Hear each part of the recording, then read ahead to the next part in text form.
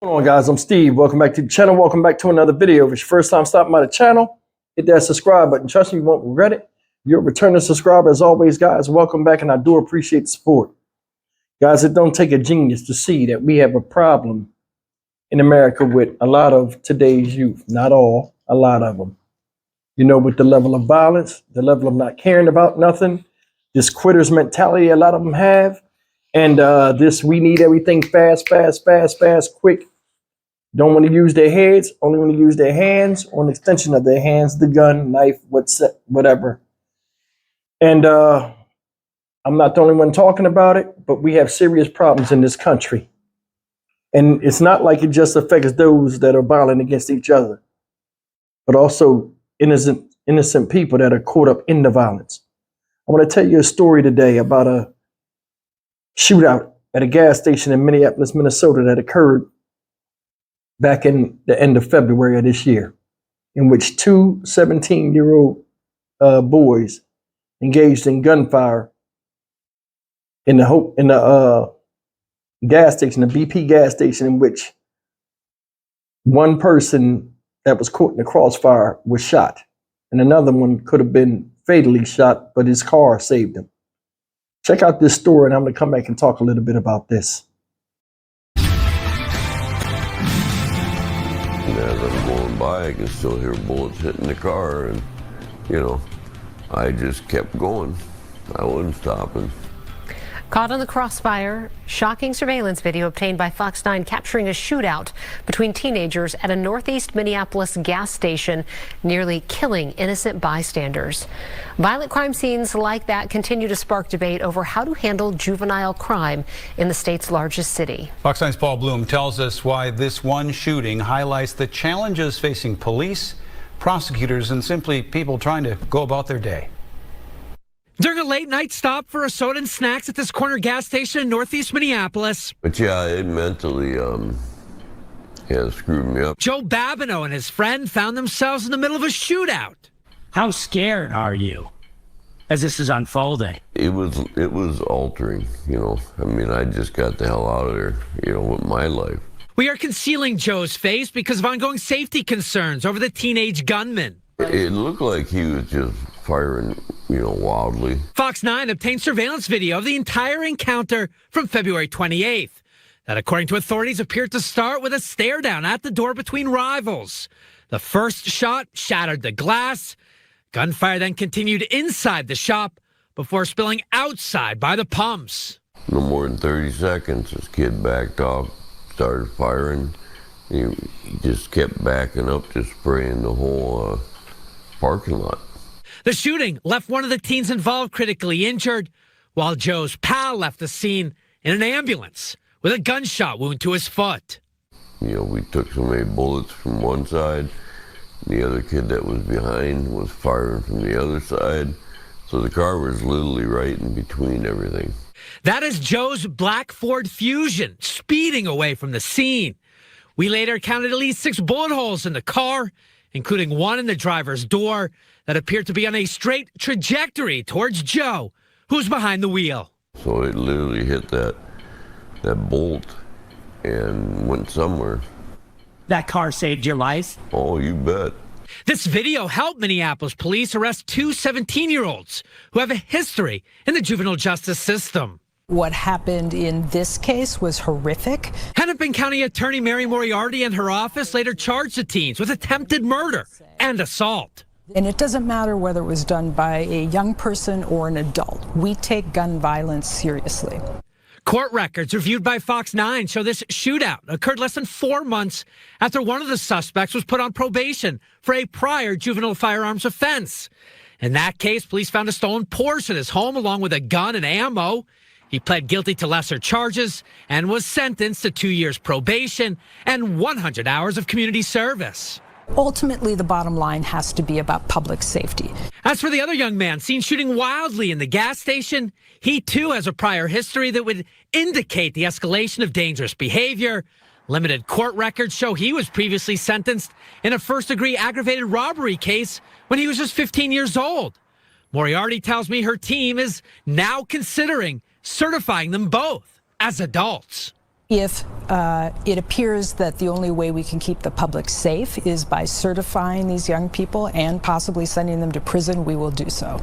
But Moriarty has been criticized for not doing so more often when it comes to prosecuting young offenders. We need to do everything that we can to get these violent juveniles arrested, charged, and off the street. Just last week, the Minneapolis police chief and Hennepin County sheriff questioned why some of those teens are not facing more severe charges. It's not about locking up every kid, but we have to ask ourselves, with what we see in the streets of Minneapolis, is releasing them immediately onto the streets beneficial to them? Moriarty insists it should be a societal goal to keep young people out of adult prison, arguing these statistical outcomes are so awful. But sometimes, like in this case, she says, she has no choice. You want to see consequences here? Oh, hell yeah. I'm going to push it to the full extent. As for Joe Babineau and his experience caught in the crossfire, the decision here, he says, should be a no-brainer. They know they're under the age of 18, and they know that these kids probably get a smack in the hand. I'm going to push to have it done as far as I can with this, because this changed my life. So he's absolutely right. He should feel safe. The issue here is, and I understand, him saying throw away the key. So yes, some young people do need to go to prison for an extended period of time, and we will do that. But that also doesn't help the next person who goes into a BP, just going about their business and ends up in the middle of gun violence. We need to address that as well. Both suspects here turned 18 in July. They are currently locked up at the Juvenile Detention Center in downtown Minneapolis. The state and the courts will now look at their histories, psychological, criminal, and their potential for any sort of rehabilitation. I have spoken to both of their families, both sharing similar stories of childhood trauma, a draw to guns in the streets, and an inability so far to deal with conflict effectively. They are pleading for one last chance for their loved ones before a final decision is ultimately made about sending them to adult prison. All right, guys, you've seen that story, and it's the same MO. Guy talking about he don't feel safe. People don't feel protected out here in the community. Yada, yada, yada. The same thing we talk about on here, right? Check this out. I looked at this story a little bit different, and there's a few things I want to run down to you. And why I say some of the stuff I say when I say some people need to be shown the flowers when they know the difference between right and wrong. Yeah, these are 17-year-old kids, but they know right and wrong. And I don't put it on them. I put it on the parents. And I'm going to tell you why. Look at what they said the courts would do once they got arrested. Right now, we're not even going to go to the scene yet. We're going to go to the end part. It said the courts will look at the suspects' histories. Psychological. Are they damaged or broken? Check. Criminal. Have they done this before? Or do they have a propensity in fact, we want to do it. Have they done this before? How long have they been committing crimes? What other things are attached to them in their lengthy record, if they have any criminal background, right? One of the little boys was what? 15 years old, aggravated robbery. You know what I'm saying? Slap on the wrist. 2 years later, now this. War in the streets. Second thing, criminal history. Third one, the chance of rehabilitation, meaning can they be fixed to where they won't do this no more? The answer already on that is no, because one of them then already showed you. That right there needs to be overhauled. It's vital statistics, but it's not enough. Big part, I'm going to tell you, what else the guys say? Oh, interviewed the families, and they all had similar stories. And I want you to pay attention to this part. This is the part I want you to pay attention to. I wrote this up. I had to write this down. There's a lot of stuff. Childhood trauma. A loss. Usually resulting in loss. Father, mother, someone that was influential to their development and keeping them even keeled moving forward. That right there is what that says to me. Childhood trauma. Loss, unless it's a brain injury or something like that. But first thing I think about, childhood trauma, loss of someone that was loved. Whether, they were killed or they just moved on and they feel abandoned. Second thing, the draw of guns and the streets. Music. So let me tell you something. Nobody want to say this. I remember this because I was a part of it. When I was around when rap first started. And to see it go from one side to now, see, to what it is now, it's like you grow out of it. And that's anything. When you're a kid, you grow, you start to grow. That's the problem. A lot of these kids can't grow. There are a lot of grown-ups right now that are stuck in the same place they are because their mind thinks in circles. Is music good? Yeah. Is rap music okay? Yeah. If you level-headed can understand that you just listening to, you just hearing it, but not listening to it. These people build their lives off of what they hear. Because remember, it's an old adage, misery love company. A lot of people play rap music when they down for upliftment or something like that. You know what I'm saying? Especially in the black community, music moves us. It soothes us sometimes. It helps us with our moods. But also it can be a detriment. And this might be just everybody, but I'm black. I'm coming from the standpoint of black, and the music I listened to when I was coming up and the effect it had on me. That's a big thing with it. Big thing.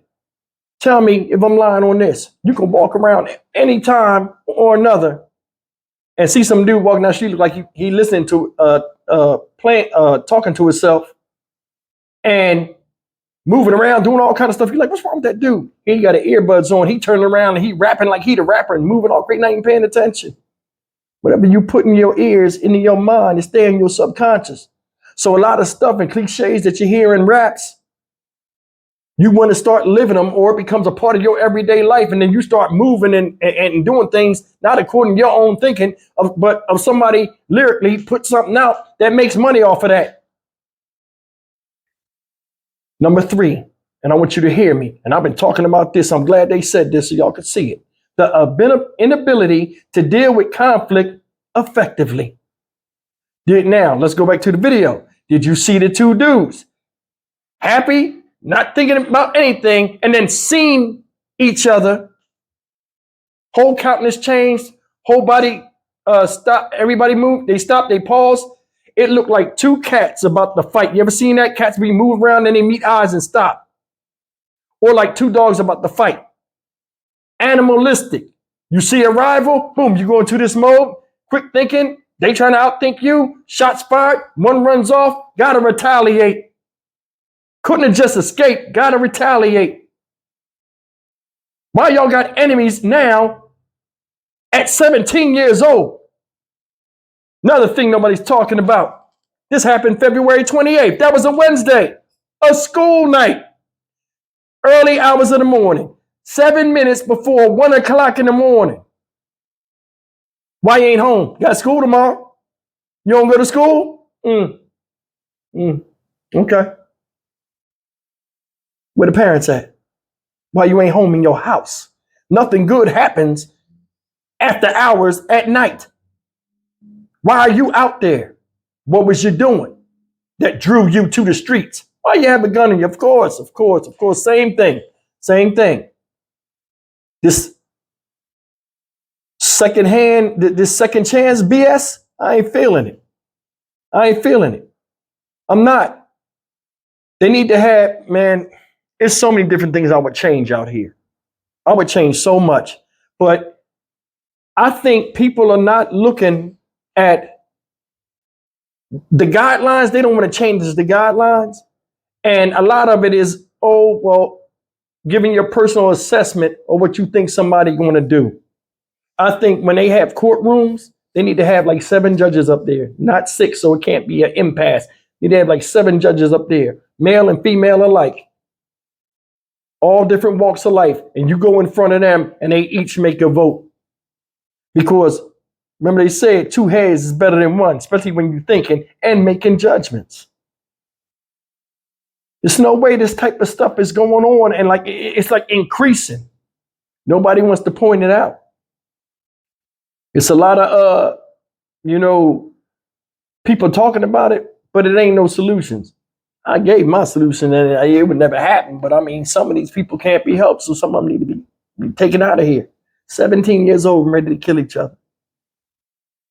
Hell, when I was 17 years old, I had just got out of that phase of riding bikes and doing wheelies in the street. Times is changing. It's like, how are these young children, and it's like all of them now, like, you know, all different races are just savage natured. That's not coincidence. Something is, a swift change is coming over, you know what I'm saying, today's youth, where something is taken out that was vital to the development of young people and replaced by one or two things that totally dismisses that, where people think they're in control and they're not. Don't know what these dudes could be besides locked up right now. And that's hurtful. It's hurtful. I hate seeing people fighting and doing all this kind of stuff. You got people caught up in the crossfire. Did you hear that old dude? I'm going to push this all the way to the end because this changed my life. And that's the thing. Every day, somebody's life is changed, whether directly or indirectly connected to gun violence or idiots shooting stray bullets. Anytime it's a situation where babies are getting killed at alarming rates, just being outside playing and doing what kids do, and the government don't say nothing about this and make this a national priority, call these heads of state together and call these state representatives together and say, okay, listen, this is what we're going to do. We're going to stop this right now. We're in control. This is America. People should feel safe here. You bringing in people from all these damn different countries, a lot of them got criminal past and all this other stuff, and just add more fuel to the fucking fire.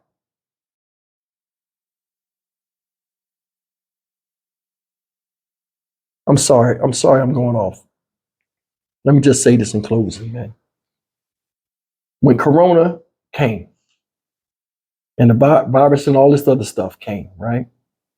They acted swiftly to try to save lives, to stop panic in America, number one, and number two, to keep the financial stability going in this country.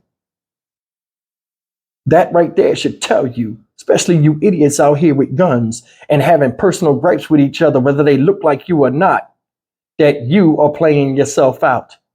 Because them kids in there right now that are locked up at 17 in a juvenile detention center, the normal person is tricked into thinking, yeah, justice is served. It's not, because they're sitting in there in critical development they should have in the streets and with their families and with their fathers. They're missing valuable time in their development and growth. Every second they sit in there is a second that they could have seen something that was life-changing or heard something that helped them.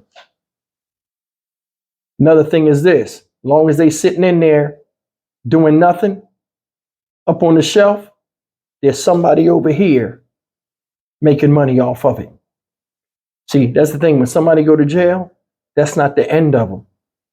They still get to live, love, laugh, get complacent, get institutionalized. And though their life is not like you and me out here in the world of freedom, they still have their lives while other people don't. And somebody's making money off of that. Human beings are being recycled under your very nose and you don't even know it. They fixed the virus, but they won't fix the violence.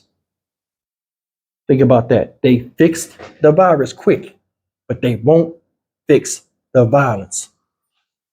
Because America's going to run regardless if people are locked up or not. And as long as they can trick you and me into thinking they care and they're doing something and they're going to fight crime and this and that, and these incidents are isolated and not everybody's catching on with a mass movement, nothing will change. I'm Stock Market Steve for the Dynamic Reason channel. As always, like, comment, share, and subscribe. I'll see you in the next video. Take care and be careful.